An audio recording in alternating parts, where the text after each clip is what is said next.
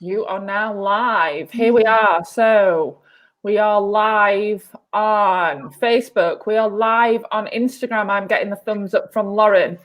And welcome to Sunday's Lockdown Live. We have myself, Helen Williams, alongside my business partner, Lauren Brady. Hello. I'm just looking down at the Instagram feed the whole time like this.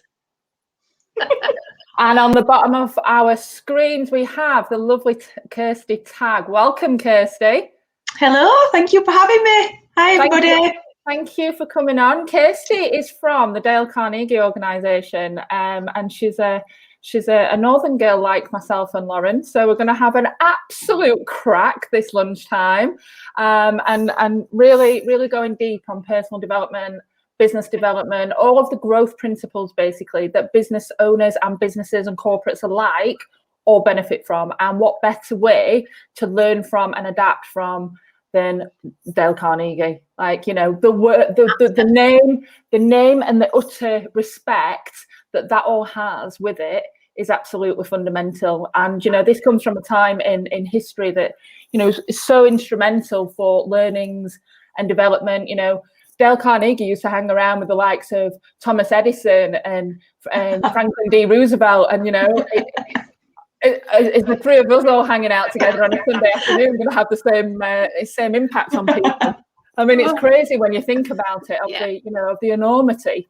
It's amazing to have you with us. So, Lauren, do you want to kick us off on asking Kirsty a few questions? Thanks, Helen. So, Kirsty, I mean, for me, it's great as well because I don't know you as well as Helen does. So I'm genuinely interested just to pick your brains. Like, tell us about who you are, you know, where you're from, where you've got to at this point. And just how you've ended up working as part of the Dale Carnegie organisation. Yeah. Oh, thanks, ladies. No, it's lovely to be part of this as well. And it's just dead nice to be seeing some smiling northern faces on the other end of the screen, which is good. I know, let's get closer. I'll be stalking you next, Lauren. I stalk Helen. I know what we were talking about this other day, weren't we? Anyway, I digress. So, I'm more interested than I am, Kirsty. My love of talks and business, that's it. I love it. So I'm Kirsty, and gosh, I've worked for Dale Carnegie now. The institution that it is, that were a really good introduction. Thanks, Helen. It's like no pressure working for a business with that kind of like heritage and kudos really in business and personal development. I've worked for Dale Carnegie now for coming up to 7 years, which just sounds crazy. Yeah. And I have a combined role at Dale Carnegie. So I predominantly work, and we work with all different kinds and scales of organisations, which we might tap into a little bit later on. Typically, I work as a salesperson, account manager and consultant for lots of different organisations. So supporting the businesses to work out exactly what they need their people to be doing differently and where their business is going, and tie the two together really. And then equally, I'm a trainer as well. So I qualified as a Dale Carnegie trainer about coming up to 5 years ago, I think it is now. And never looked back really. So that really cemented my understanding and learning of how to get someone from A to B really, and where they want to be. And that is, it's a badge of pride and honour that I wear that way, because I've been qualified 4 or 5 years. But it takes a long time to become a Dale Carnegie trainer. You know, it's not just a wham bam thank you man really. It's a long time of understanding how to shift performance change in the right way. What brought you to this point? Yeah, that's interesting. There's got to be a story. There's always a story with that, isn't there? Honestly, I didn't know. I didn't know that I wanted to be in personal development. It wasn't something that I went out to go and get.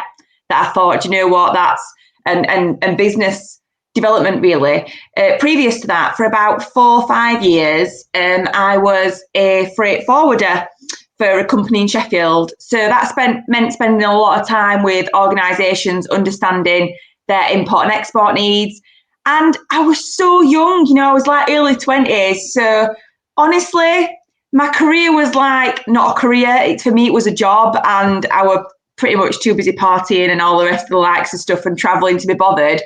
And then I had my daughter and thought, oh, I think I best like, number one, earn some cash, number two, be a bit more serious, and honestly fell into it. So I feel very, very lucky that when I went for the job, it was predominantly a sales job, Lauren.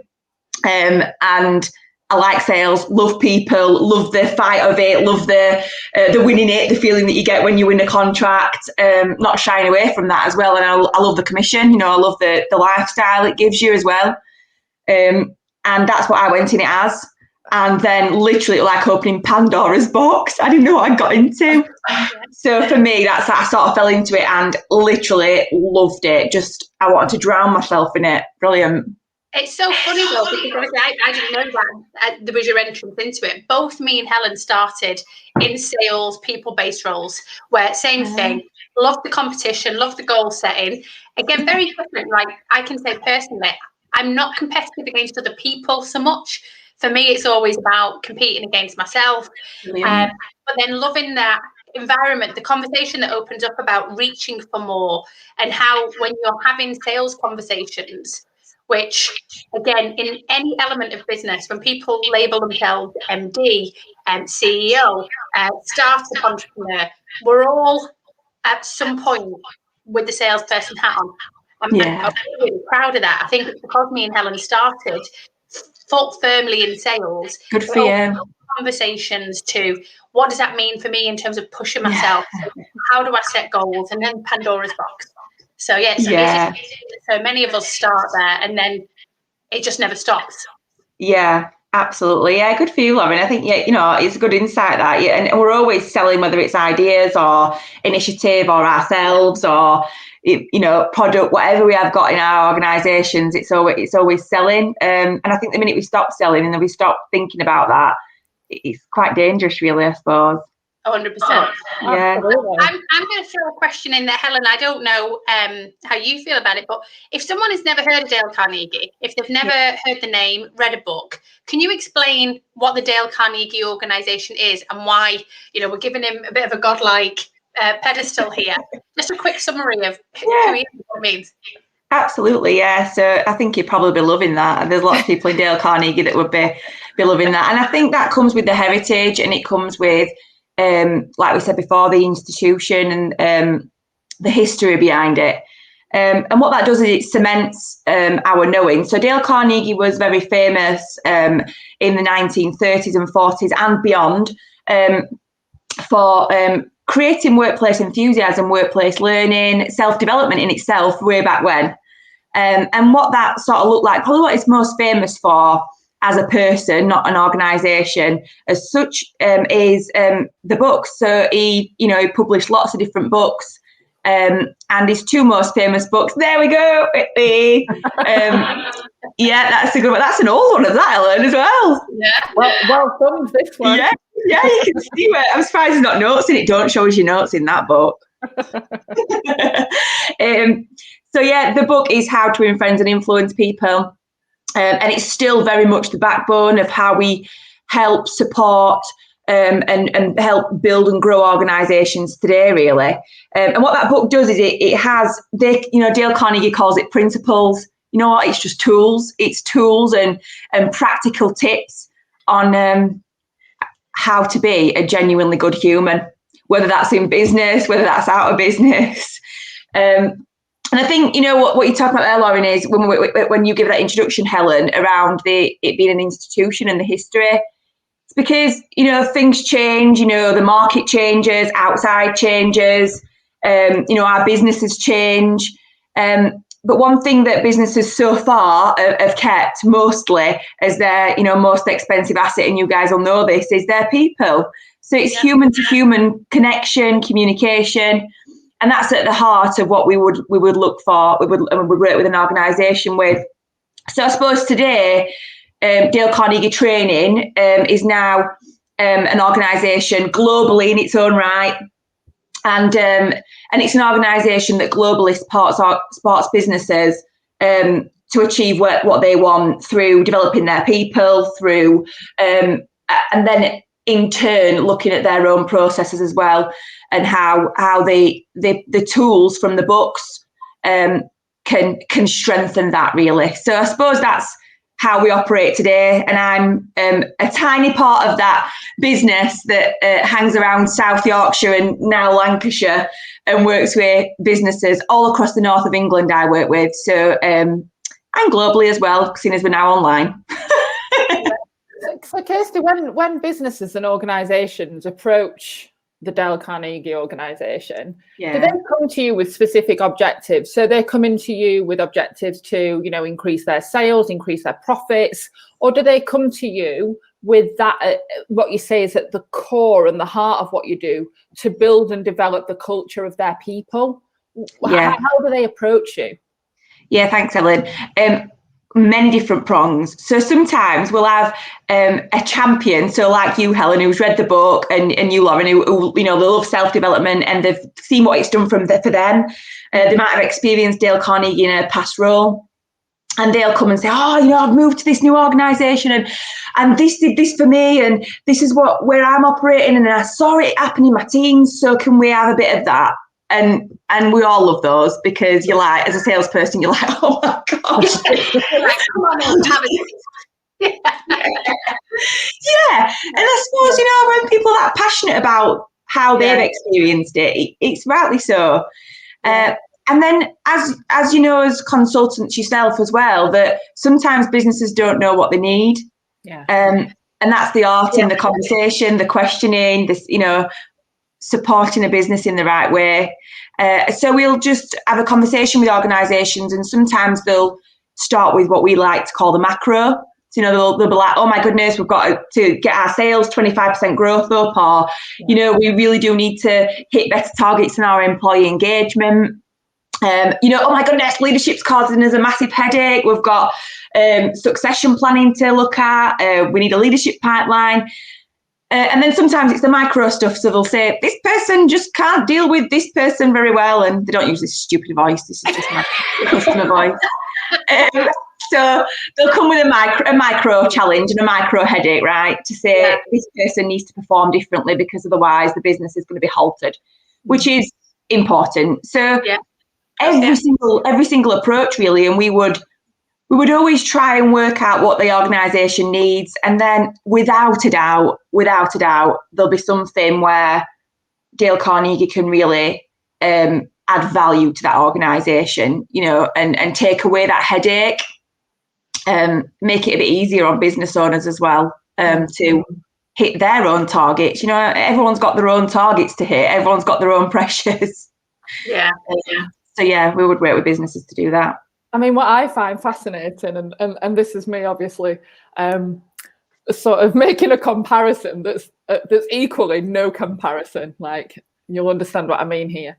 So you've got Dale Carnegie and you've got HEW, right?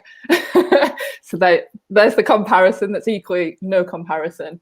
But in terms of the fundamentals here, right, because we have the same, where businesses come to us with a problem that could be, that they want to increase their sales or something like that. Yeah. And the ethos, as Kirsty, how we operate within HEW is #YouFirst.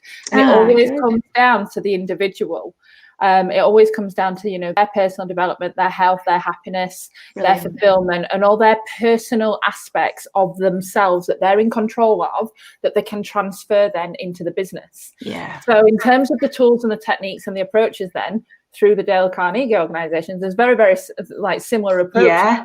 And people don't always recognize the fact of how powerful and instrumental they are as the individual and the people at the heart of a business to make the business absolutely successful. Everybody always goes for the external sexy strategies, don't they? Yeah, and they look elsewhere to put the blame, they look elsewhere to put the focus, when actually if you put everything then internally and take that diversion and hold your hand up through that responsibility, a lot of the answers are there, aren't they?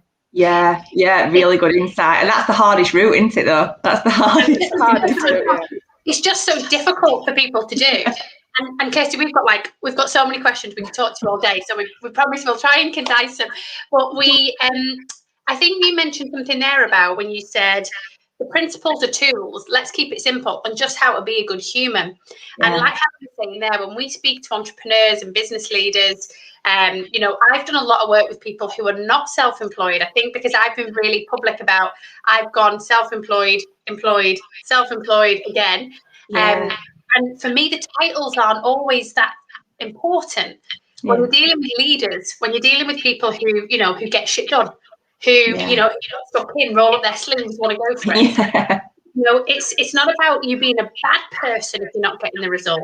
But what I think is about the Dale Carnegie principles, they're so transferable. If you work on these principles in your team and business, if you work on these principles in your relationship, and I suppose that brings us nicely on to the next quick question we have for you, Kirsty, which is personal development and how it goes across so many spectrums.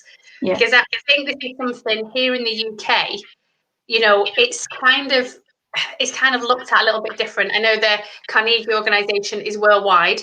Yeah. Do you see a big difference, obviously being UK based, with how this is all talked about, how it rolls on from business to personal life and everything in between? Yeah. So absolutely, in answer to your question, there's a difference. There's a difference globally. I think that's one thing that, when it comes to Dale Carnegie is, it's without a doubt one of our strengths, right? We are where everybody else, where you are, where other people are as an organisation. We're on the ground there, because I think what you're talking about there, Lauren, is very much cultural. So, if we've got an organisation that's got an office in Poland, got an office in China, they might distribute to America, they've got an office over there, they've got a UK, I don't know, head office or something like that. How we support organisations is making sure that we sit where they are in their own cultural right, in their own land, if you like. And that's not just speaking, that's not just the language, it's understanding how to connect it on an emotional level with people who live in that area. And in answer to your question about the US, yes. So it's viewed differently way across the globe. And when it comes to UK personal development, not just business development, the US, it's obviously it's vast, so this is a sweeping statement, but the way that people engage with Dale Carnegie in the US is a lot different to the UK. And what I mean by that is they want it personally for themselves. So there will be a lot of businesses and schools and what we call open enrollments, where they would come to us and they would ask us, can I go on a Dale Carnegie course? Oh my gosh, I want that Dale Carnegie course. Whereas in the UK, we're like, Dale Carnegie, and they might be like, if they're not in the network, like, who's that? Whereas, it's really well known in the US, partly because of the heritage and where it's from, but equally because the market's different. The ability to equip a younger generation with the skills needed to commit and communicate right with another person is just a little bit stronger.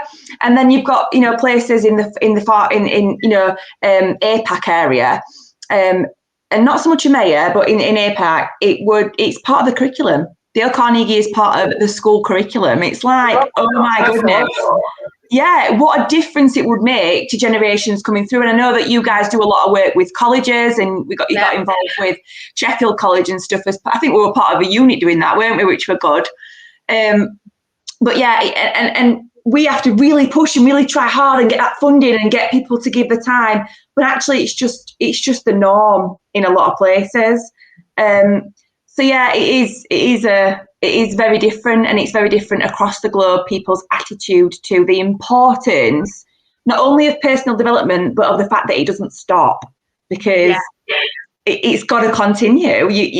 Whether that's personally, whether that's business, you guys know, if you work with a business and you work with them on one project, it's like, that's great, and we might have shifted it a little bit further, but don't let it go. Like, keep it going. How are you going to keep it going? So me and Helen have these conversations all the time, because again, something we speak really openly about we never want to stand up here as people who have done a shitload of work. Like, we've done loads of the work ourselves and in that lane of growing, moving forward. Yeah. But we never want to sit there and be like, we figured it out, got it all sorted. You know, again, we're really open on those conversations, which is what we're always learning. You know, you get past one barrier, brilliant, little celebration. Oh, whole new host of challenges ahead. So my next question on the back of that, Kirsty. Sorry, Helen, I've got so many questions today. I talk to Kirsty all the time. She'll ask me them later on WhatsApp, won't you, Hel? Yeah. Might not be one for a live stream though. No, I'm not being bored, I'm banned. So here in the UK, I get the distinct impression people find it indulgent, like self-development, self-improvement. Yeah. I say the UK, I'm from an Irish family. Oh, yeah? So I say morning to you. It's not even morning, is it? So I say things to Helen all the time, and she's like, what is that saying? And like, you know, if someone's getting a bit ahead of themselves, like I hear it in my mum's voice, notions they're getting of themselves. And so it's not meant as an insult or in any bad way, but I think culturally we do kind of have this underlying thing, which is, it's not that we don't want you to get ahead, but don't be so bloody self-indulgent. What do you think about personal development being self-indulgent? Yeah, you're really instinctive, Lauren. I think, and also funny. That's hilarious. Notions. I'm gonna say that to my daughter. You're getting notions about you. You're getting notions about yourself. You are. I know. just get knocked down a peg or two, will you? Don't be too far off that. You know what I mean? I think, do you know what? We see this all the time. So we see it as well culturally. In an organisation where there might be somebody in a certain role, like we said before, and they've got this special job title, and then they've got people working what they call not with them but under them, and they might not want somebody to progress because they're thinking, oh my gosh, that person, oh God, if you go and develop yourself that way, you're going to be above me. So there's a lot of that we see, the buy-in for, and that's not a self-development problem, that's a leadership problem. You know, it's a leadership problem, so that people feel like they want to empower people to progress rather than keep down there. And then equally, sometimes it is seen as a little bit, people get a little bit, like big-headed, like my mum would say, it's big-headed about it. So, and as someone's growing, what we find is quite often, if someone works with us on a personal level as well, because we work with businesses and on an individual basis, then, and you guys might find this, that they grow so much that if people don't grow around them, it becomes really disparate that actually they need to be in a different place. And that's not in a different workplace, but it might be a different headspace. It might be, and it might mean that we find this as well. A lot of people will come to us afterwards and say, I like this because it's giving me that kick of that friendship as well, because I don't know if I've got any friends that are in that business arena, and I'm thinking bigger and I'm thinking better and I'm growing as a person and I can't get it out enough to tell people. So people move and people grow, and you're absolutely right. But I think culturally, as a country, this is just my opinion, and as I think we've got a lot of work to do, really. In the personal development space, I think people need to play out in it more. But with the sort of introduction of things like podcasts and things that are more accessible for free, I think it is shifting. So I would say it's shifting, and people are more susceptible to be able to just plug in instantly and watch a quick video and think, oh, what's that? And just stretch people's mind a little bit more. It's quite fashionable, I suppose, now, isn't it, to sort of want to do something a little bit different. So and also I think people are a bit bored in lockdown, so they might be a bit like, do you know what else can I do? It's getting there. There's still a lot more work to do. Oh, I'm getting a massive kickback there of sound. It's just echoed, so I'm really sorry where that's coming from. Is that mine? I don't know, but it's just had some kickback. It's because I think there's still a long way to go. We are making short waves and what have you, and bits of progression. I think people like ourselves, we're all flag bearers for development and for all of that, because, you know, we practice it ourselves, and then, you know, we help other people with that ripple effect. I just want to ask you, Kirsty, off the back of that, with when you said about, you know, you can grow, but then the people around you don't necessarily grow, and then they've got opinions of, you know, you could be big-headed, you could be this, you could be that. 7 years ago, when you first started getting into Dale Carnegie, obviously it's different now, because you've got your core people around you, you've got all your colleagues around you, your partners also part of Dale Carnegie. So there's, you know, there's a lot of development and a lot of progression in your household. There is. You know, and kind of, you know, we've had discussions on the fact of, you know, you bring the kids up in that way, and, you know, they're brought up on Dale Carnegie principles. Yeah. Was that always like that, or did you have a core sort of element of people and you know, your friendship circle that were like, all right, okay, so now you got this job and you think that you're better than everybody else, kind of thing? Were they ever that? This is hilarious. That's what we would call, Helen, we would call that a bullseye question, right? So yeah, it's straight to the point and straight to the heart, really. In answer to your question, people thought I'd gone crazy. They thought that number one, they thought I'd joined a cult. And you know, if you look up the definition of a cult, could be. It depends what connotations you want to put on that. I'm quite happy to be involved in this cult, and it doesn't hurt anybody. You know what? That's like saying CrossFit is a cult. Well, it sort of is, but is it doing people better harm? Absolutely not. You know, people might join Slimming World. That's also a bit like that. Obviously, they're not any brand awareness that was going off in here. But anyway, it's not. It's just a group and an organisation, and it helps you to grow, like you said, Helen. So I think, without a doubt, and I think, you know, when you allow yourself that growth and you realise that that's something that's at the core really important to you, then you make decisions in your life that changes your life in that respect, and that absolutely happened to me. And in terms of the reasons for being in an organisation as well, you know, my reasons for being in this organisation is a lot different to my partner's. You mentioned my partner also works in Dale Carnegie. But I think at the core of it, it does help when somebody understands how to connect as a human on a good level. Now, we always have a laugh about it and say, you know, Dale Carnegie principles don't belong at home, because sometimes you're just like, oh my God, what have you done? And that's obviously not the best way to communicate with people. But I think the other thing is it's just that core understanding at a level of just how to build and be a decent human, and how to build that relationships. And what we find when we work with lots of organisations is it happens in a business. So somebody might develop themselves, or they might, for example, come on one of the courses, or they might go on something else, like, you know, work with one of you guys or whatever, and they might get that feeling of, oh, there's more in me. I see more in me, and I want more for myself. And then sometimes, like you said, Lauren, it looks as greedy to people, and then, you know, the other people around them think, you know, rather than saying, oh, can I jump on that growth thing that you're going on? But can I have a bit of that? Because that's the hardest thing to say. The easiest thing to say is, have you seen her? Have you seen, look at that. What is she on about her? She's just going banging on about this all the time, and she's always focusing on this and focusing on that. And you know, so it's difficult. So I experienced that in personal life, in my working life, and then equally, I see it in businesses all the time. Because the hardest thing is to recognise that actually probably there's some change that needs to happen in ourselves. So a couple of things straight up there for me. So much of it comes from fear. Yeah. And it comes from a fear of change or a fear of growth. The thing that I always think of is, like, it's not that anybody, as they grow and develop, thinks they're better. It's not superiority, I hope, most of the time. It's just a case of sometimes you're in a plant pot that's this big, and as you've grown, I need a bigger plant pot, and then I'm going to need analogy. Yeah.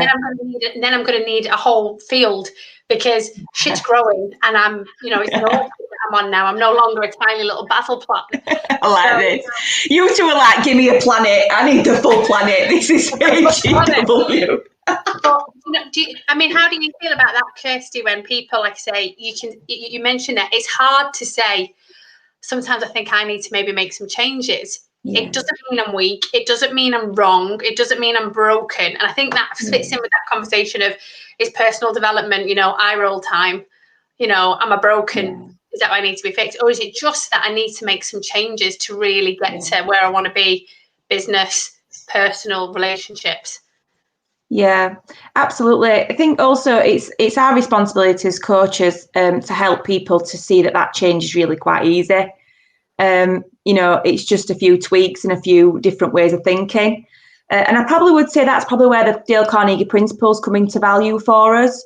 So Dale Carnegie principles are great to make everything good. The good when things are good, they're quite natural. If you think about, the top three, which is the first three, sorry, not top three. The first three, which is don't criticize, condemn or complain. The second one is give appreciation.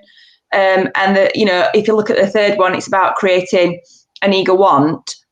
Well, when you look at those, just as an example, you can do those when things are good, but when things are really hard and business is hard and life might be hard and there's a pandemic on and we're under pressure, it's really quite difficult not to criticize, condemn or complain. So they're even more powerful when you're in the shit, basically. They're even more powerful when you've got that headache. They're even more powerful when you've got to have that really tough conversation about your own life, about your business, maybe with your business partner. That's when they come real into play. And I think, personally, that's all I can speak from, really. I can speak as examples from our organisations, but personally, in answer to that question, I would look at the principles and say, how can this principle help me get through this situation? How can it make me feel valid in my own growth? How can it make me see things from the other person's point of view? And one thing I've learned from Dale Carnegie, the biggest takeaway I've ever had, is it's not about me. It's not about me. It's about other people. And, Principle 17 in the book that you showed earlier, Helen, is try honestly to see it from the other person's point of view. And the honestly is really powerful, because we can say, do you know what? Oh, it must be really awful, or show a bit of sympathy or empathy if we can, if we've walked in that sort of arena. But actually, are you honestly trying to see it from their point of view? And when we do, actually, we can probably see that the problem is with the other person. If they've got an issue with the growth, it's sort of not my problem. And I'm going to flourish. And there's a saying, isn't there? The flower doesn't compare itself to anybody else; it just blooms. And it's that sort of thing, really. So yes, we can change ourselves, but we can't change someone else. So we've just got to keep going with ourselves, really, and just hope that someone jumps on that, jumps in our little plant pot, and then we can get a bigger plant pot together. Yeah, good. Absolutely. I could chat to you all day, Kirsty. I know Lauren can as well, because there's so much alignment between it, and we love everything that's personal and business development.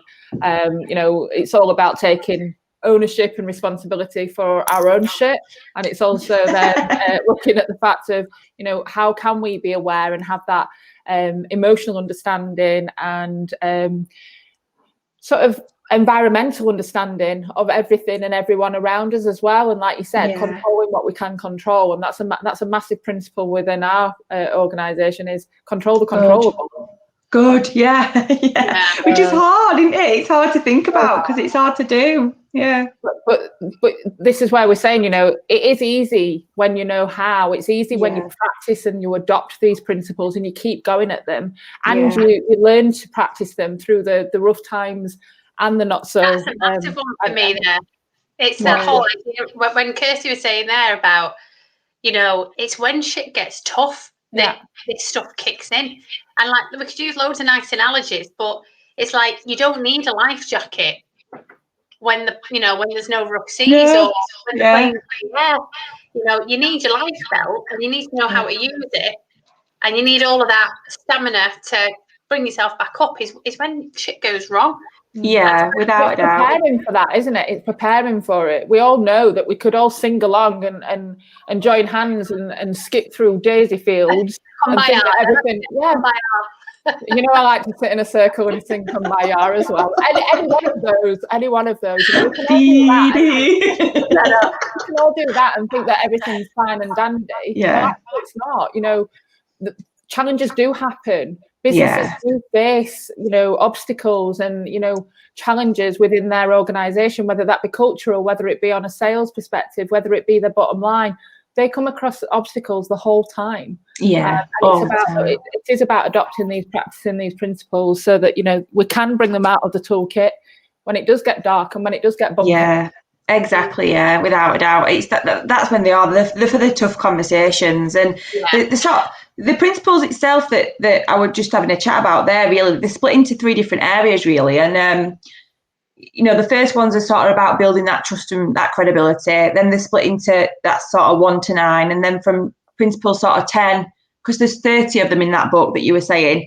The middle section of principles 10 to 21 are about influencing and you know, gaining cooperation and just connecting in the right way with people. And then the last lot are very much about coaching and leading. So it's just picking, you know, a lot of businesses and a lot of sort of business leaders, really, the way that they use them is if they've got that tough conversation, like you said, if things are a bit rough, you know, they would look at them and say, right, which one of these are going to help me get through it? And quite honestly, I have to be honest, like, I use them constantly. I'm not very good at it sometimes because it's hard, you know. You know, instinctively, I'm a ginger hair drama queen, so I'm like, oh my gosh, it's all about me, and oh, I can't believe that person's done that to me. How about my feelings and how I feel?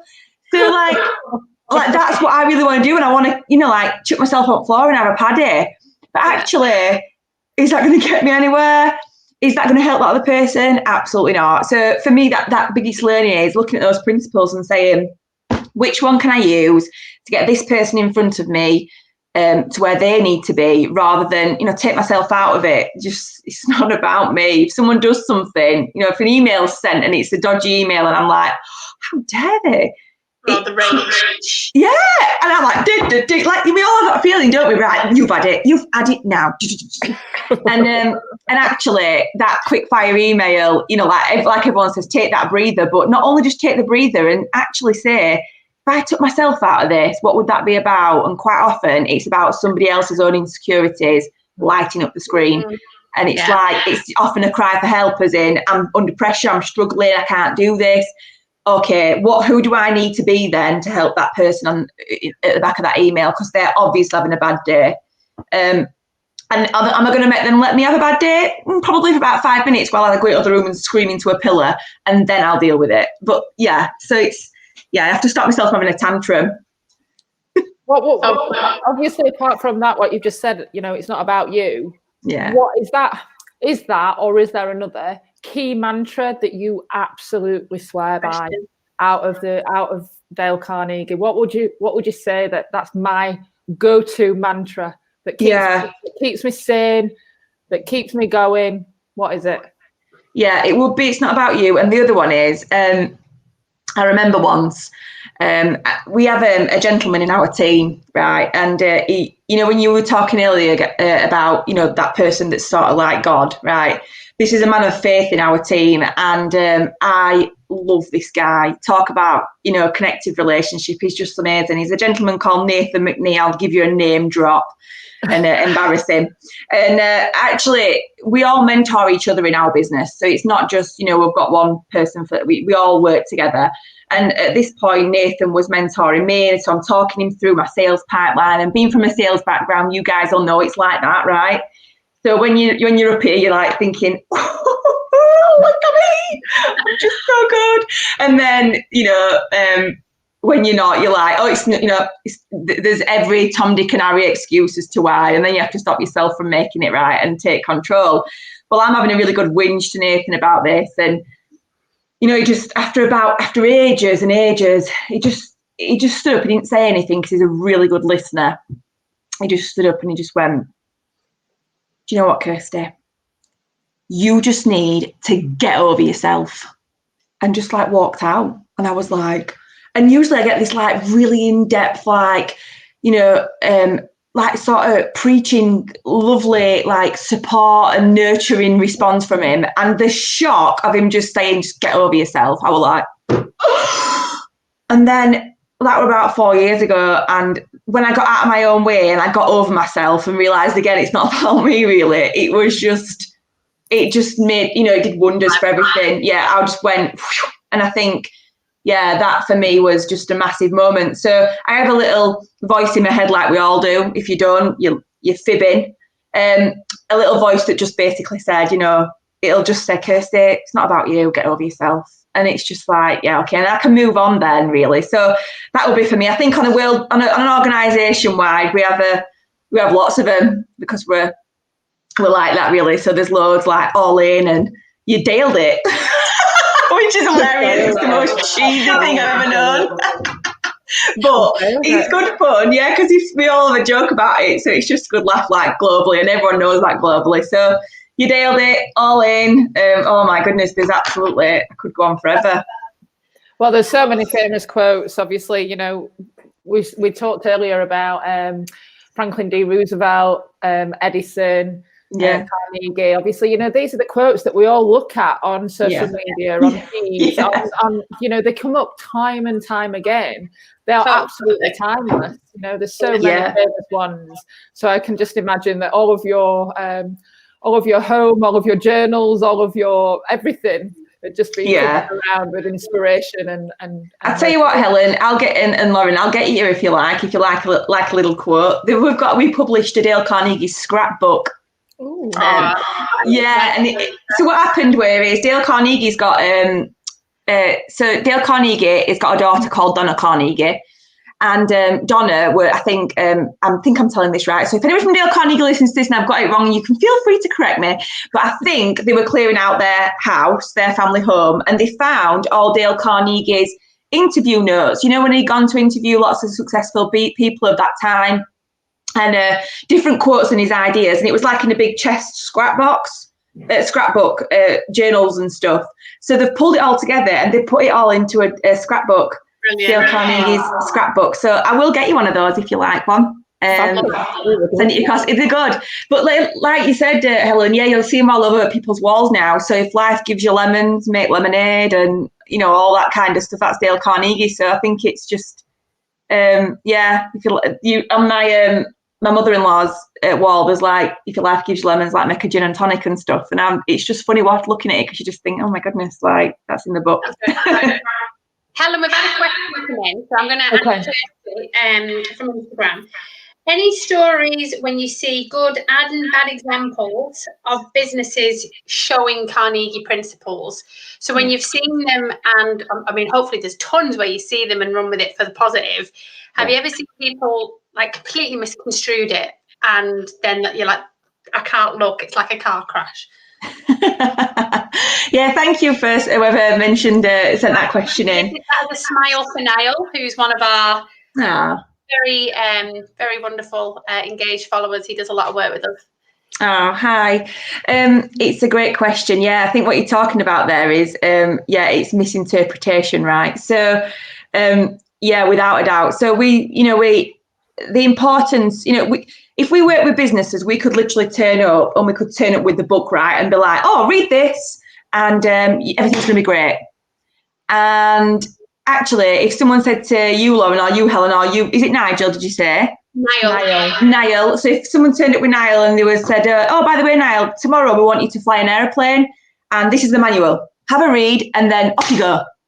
It'd be like, oh my goodness. And that's what happens sometimes. So people will read the book, make their own interpretation of how what those principles mean, and say, oh, I know Dale Carnegie, and they'll try and promote it. I think one thing that you guys will, I'm preaching to converted here, but one thing that's just so important, and why we work with businesses sort of on a partnership level, is because people have to practice it and work out what's right. So if you take a principle, for example, there's a principle which is, well, you can take number 1, don't criticize, condemn, or complain. So some people will say, well, so I'm going to do that one, but that means that they'll never ever challenge somebody in an organisation, because they think that they shouldn't ever be complaining. When complaining and challenging are completely different. And there's one principle which says, talk about your own mistakes before criticising others. So that's a play on coaching others, but they'll take it literally and think, oh, I can criticise somebody now, so I'll talk about what I've done wrong, and then I'll give an example of a bit of vulnerability, and then I'll say, and by the way, and this is dressed up, some people call it a shit sandwich. Yeah. So, and it's not great, right? So this is what I've done wrong, and this is a great thing about you, but actually you're really rubbish at this, but actually it's going to be all right. So there's different ways and there's different interpretations, and that's the importance of, part of our cycle of development, really, our cycle of performance and performance changes. The practice bit, you got to practice it. You got to get in that plane. You need to go up and down a little bit, because otherwise you're going to crash. You can't just read a manual and read something and think that we've got everything sorted, like you said earlier, Lauren. So yes, in answer to your question, we do see sometimes where it's just got a little bit wrong, I suppose. And then quite often when businesses work with us and they practice and they play and they practice in a safe environment where they're not going to hurt anybody, then it goes right, because people see the real meaning, and not only the meaning of it, but where it sits in their working lives. So they've got to find a window within their working lives where they can put that principle into effect. And that's where it's the most powerful, really, where people are, being deliberate about their own performance to help other people's performance and the business performance as it goes along. But yeah, I'll not name any scenarios and funny stories, but we have seen some funny stories where people just think, yeah, it's okay to just. Looking at it though, with that example of, sorry, is that feedback coming in? Read the manual and then think you can do it. But then it's people being comfortable going, like, I'm a learner driver. I've got the L plates on. I'm going to keep, losing my brake point. Stay well clear of me if I'm parking. I've just got to keep going and keep going. And I think with entrepreneurs and business owners, again, just my personal belief, is they're usually people who are competitive, driven, lots of pride. So they fucking hate saying, I'm a learner driver. Yeah. Putting the hand up and going, yeah, that didn't go well, did I? And being able to have that secure confidence, I don't know, loads of other ways we could describe it, to go, do you know, when I had that conversation with that member of my team the other week, totally screwed it up, totally made it all myself, shit sandwiched it terribly. I'm going to lose that member of my team now, and I deserve to. And, being able to, if we were working with somebody who had that awareness, I'd be like, brilliant, I nailed it. Yeah. Now go again, then go again. Yeah. Imagine the power as well, Lauren, if that manager actually didn't say that to somebody else, but said, you know what, can I have another conversation? That were horrific. I'm really sorry. Yeah. One of our principles is, if you're wrong, admit it quickly and emphatically. Do it with a bit of passion, say to them, I'm so wrong. I really, really messed up. I'm sorry I hurt you. Where can we move forward? How can we get past this and move on? I think that's the real power in vulnerability, into having that bravery and that confidence to have that conversation again with somebody else, because we're only human. If you're going to work on being a human, then let yourself be a human. Sometimes everybody messes up. Yeah, embrace that humanity, isn't it? Because it's a massive one for me. I wrote about it in a blog post a couple of years ago. I randomly did this challenge to stop drinking for 28 days. Just thought, I'll just give my liver a break. It's been a busy summer. It was a cracker, but I was like a pickle. And kept going for like 6 months, then it was 12 months. Now it's been over 3 years.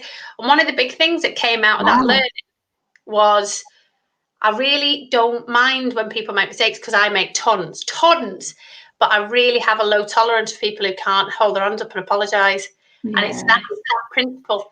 It's the apologise quickly and sincerely. Do not wait, because first of all, you might not get another chance. And without a doubt, the stuff, I think, in a team, in a partnership, and this is where personal development, business, relationships, family, all of this. Yeah. It's just a case of, it eats you up, makes the other person feel like shit. Yeah. Just stand up and go, didn't do that well. Yeah. Sorry about that. Yeah, it's your recovery. It's like when you're training, like when we did that, you guys did that lockdown, that running, Helen, and stuff. Apparently your fitness is not based on how fast you run, it's how fast you recover. So if you run a mile and you can recover and ready to go again quickly, then you've got it. You're there, and it's the same. So you have an argument with your partner at home. Okay, everyone has arguments. It's completely normal. It's human. We're all stuck in boxes. But have the argument, and it's your ability to recover afterwards. It's your ability to say sorry. How fast can you say sorry, and how fast can you make it better? And it's again with businesses. Okay, I've messed up. This has gone wrong. What do you need to do to make it right? So yeah, without a doubt, it's just that recovery time. Yeah, I always say that, Kirsty, when people say to us, and we say, "Oh, it's all right for you and Lauren." Well, no, it's not all right for me and Lauren, because we're human and we're business owners and we mess up as well, and we struggle, and we have challenges, and we have down days, and we have, the times when we can't necessarily be bothered, even though we're motivated. We can't always be bothered. It's like what are you going to do? Criticize us to the hills. No, we are human as well. But the thing is, we recognize these issues, we recognize our blockages, our obstacles, our challenges, and I always say we have them, but our response time is a lot less. We don't sit on the pity potty anymore, wiping our tears away. We respond, and we respond effectively. Yeah, good. Yeah, good for you. No, it is, and it's difficult. One kicks the other and pulls them up.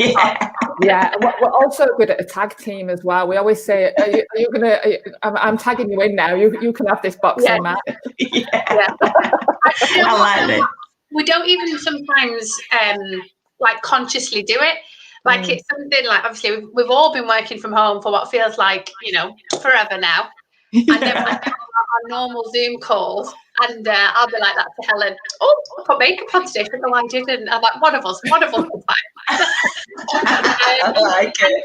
I just think as well, having people, it's such a bit again, it's another conversation for another hour, but having people around you in your business, having cheerleaders around you in your circle of influence, having a real understanding of, when I'm around this person, I criticize more, more negative. But when I'm around people, I'm much more solution orientated, and I can put my hand up and say, that was a screw up. So all of that awareness is just, it's huge. Yeah, so important. We talk quite often about someone being your safety net. So, when things are going a little bit wrong and you feel like you're going to fall, how do you get someone to catch you really in that respect? And and so what kind of person, I think the question is, number one, who do you want to be around as well? So who makes you that solution focused person, brings out the best in you? But and a good question is to, again, go back to yourself and say, what am I doing for the people? Are the people feeling good when they've experienced me at any point, whether that's WhatsApp, whether that's, over a messenger, whether it's face to face? How am I showing up for the people? Because we can't expect other people to show up great for us if people don't feel good, off the back of being with us. And then also, it's just understanding, if not, what can I do to change that really? And, if I look at my safety net within our organisation, and someone that really pushes me and really, he just knows when to push and to drop back, and he doesn't drop back much because he knows I just need shoving quite a lot of the time. It's one of our directors is a guy called Mark Fitzmaurice. Some people have experienced and worked with him because he's got white hair and he's about as old as Dale Carnegie. Hello, Mark, if you're listening. But I absolutely love him to bits, and I think he's one of the biggest driver of standards and the pushes and the safety nets behind our business. If I do something wrong, just catches me and goes, "Let it go, do it again, come on, off we go again." And it's like, okay, here we go again. So I think the safety net part is so important if you're going to want to be that person that shows up in the right way for other people as well. Totally. I haven't read that book in years, and I'm genuinely I just want to go and open the book again and reread all the Have you got a golden book, Lauren? Have I got what, sorry? Have you two got a golden book, a mini version? I have. Yeah. I've got an e-version of it, Oh yeah, we've got e-versions. I can send them you can send them your people if they want to see it after this as well. It's just like a quick win with all principles in and stuff. Love a good cheat sheet. Yeah. I think everybody should dig in and out of this. Yeah, you have it on your desk all the time, don't you? I do always look at it. You know, you can't. It's same as anything. You know, I mean, Kirsty's well rehearsed in it and well practiced in it all. But you know, if you can just adopt one thing at a time, you know, you don't have to. It comes down to that, doesn't it? You don't have to change everything. No. You don't have to change the world, and don't expect too much of yourself in that way. But if you can just start at that one thing and start practicing it. And what I love about this and the whole Dale Carnegie history is the fact that all of these principles were developed, weren't they, from his own learnings? He used to actually sit down and critique and self-review himself on his week, on his interviews, on you know, his work missions and things like that, on how he could improve. So these are all derived off the back of what he used to do and how he used to conduct himself. You know, he's not a preacher; he was a practitioner. Yeah, without a doubt. Yeah, I think that's you know, so valuable when you understand that, and I think it holds so much more respect. I think so. It does. It's been an absolute pleasure. I hope you're going off now and making some Yorkshire puddings for the afternoon. Well, I was going to, but we're not having a roast now. We're having prawn and chorizo pasta. Oh, nice. I know. I'm just like, you know, superwoman here. I'm definitely not. Yeah, so guys, I'm not about to put some Aunt Bessie's in. I know. No, that's literally swearing. To Yorkshire girls as well. When we get out of lockdown, one of the first things Helen's going to do when we're allowed to, you know, be in the same room and hug and get together again, is Helen's going to swipe right past me, right past the newborn, and just go, Yorkshire puddings, girls. That's what we're on. Oh yeah. Oh gosh, yeah. Because you're going to be in a lockdown, baby, aren't you? Yeah. But you know, there's worse places we could be. We're safe. There is. And if you'd asked me that question 4 days ago, Helen, what response would Kirsty have got? A different one. Stop the Yorkshire pudding. A more emotionally charged one. Yeah. Again, it's not about me. It's about the greater good. But this is the thing. It is just so mad that when we get our head and our focus in the right place in business, how much that transfers into other things in life. Oh, massively, yeah, without a doubt, yeah. And you're in charge of it every day, so it's, you know, forgiving yourself for the days that aren't right, that's fine. You know, we're human, but then equally saying, right, I'm in charge of this, which is really tough and it's hard to do. But if you're in charge of it, then you're in control of it. And if it sort of never got to stop, really. So many things that are accessible now. You know, you guys do your podcast and listen to that. That's really, I have that. It pings up when you guys do it. I love it. I just want to talk back to you. Sometimes I talk. So I'm like, oh yeah, I think that as well. And you can't even hear me. Oh, bless you. But yeah, anyway, so yeah, it is. And it's doing stuff like this good for you guys and getting people connected and, you know, because it just boosts you, doesn't it? You know, when you're having a bit of and especially in a week at 5 o'clock, that's cracking for people coming on at that time. It's boosting people, and I'm guessing it boosts you as well when you're doing it and speaking to everybody else. Well, we're all for spreading that positivity and spreading that hope as well, and particularly that, you know, this is why we wanted the lockdown lives to be so prominent, and you know, consistent, because people are up and down, and you know, it's getting to that stage where you know, we're thankful for every further 5 minutes that we're seeing on an evening that's lighter. Yeah, we're taking small steps into spring for hope and, you know, for fresh new beginnings, and everything that we can bring to the table in terms of positivity, connectivity, and inspiration, and bringing people on like yourself, Kirsty, is just absolutely fundamental to make that happen. Do a really good job. The other thing is as well, before I go, is I like a visual. So a top tip for me would be, when I'm on my calls, a visual to say, like, how do I want to show up? And I love this. So this is my visual for today that I picked, because I think you guys represent this, and you guys have got it naturally, but some people don't. Is this? So this is Alice in Wonderland. Yeah. And the reason why I have that is because it reminds me to be curious. And you guys are really good at being curious. So when we're asking people questions and finding out more and just tips for salespeople, have something that reminds you to be who you want to be on that call. And it's curiosity. So you guys are really good at that. So I picked my Alice in Wonderland mug today for you guys, and I'll stop chucking coffee everywhere now. But thank you for having me as well. Brilliant. Thank you so much. And thank you everybody for watching on Facebook and Instagram. And this will all be chopped up and out onto all of our different social media platforms, as well as the full version that you can visit, that you can watch, and that you can engage with on YouTube as well. So thank you everyone for all of your engagement, and we look forward to bringing more lockdown lives to you throughout the next 7 or 8 days that we've got confirmed guests on. We have now got the next guest on Wednesday, the 3rd of February. The following on from that is Friday the 5th, and then Monday the 8th, and then more to be announced after that. So thank you, Kirsty, for taking part in this. It's been amazing, and we look forward to engaging with you all very soon. Thank you. Thanks all.